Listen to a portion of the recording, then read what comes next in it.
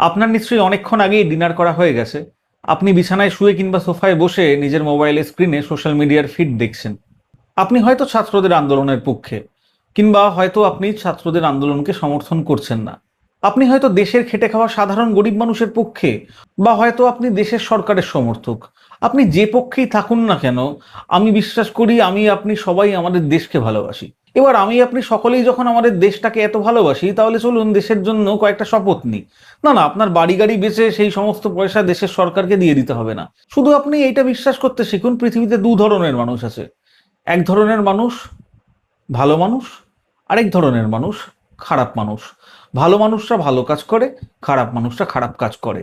ভালো মানুষ এবং খারাপ মানুষের কোনো জাত, ধর্ম, বর্ণ, লিঙ্গ, শ্রেণী হয় না। দেখুন, যারা আমাদের শাসন করে না, তারা চায় যাতে আমরা বেঁধে বেঁধে না থাকি।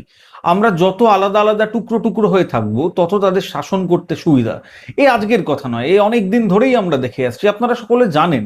কিন্তু একটা দীর্ঘ সময় ধরে কি হয়েছিল, আমরা আমাদের জানা বোঝাগুলোকে ভুলে গেছিলাম। তাই বোধহয় আমাদের এই সমস্ত সহজ জানা বোঝাগুলোকে আবার নতুন করে বুঝতে এবং জানতে হচ্ছে।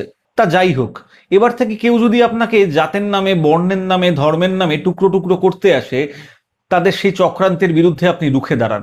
তাদের চোখে চোখ রেখে তাদেরকে বলুন, পৃথিবীতে কেবলমাত্র দু ধরনের মানুষ হয়, ভালো মানুষ আর খারাপ মানুষ। আপনি ভালো মানুষদের পাগলের মতো ভালোবাসুন, আর খারাপ মানুষদের ঘেন্না করতে শিখুন।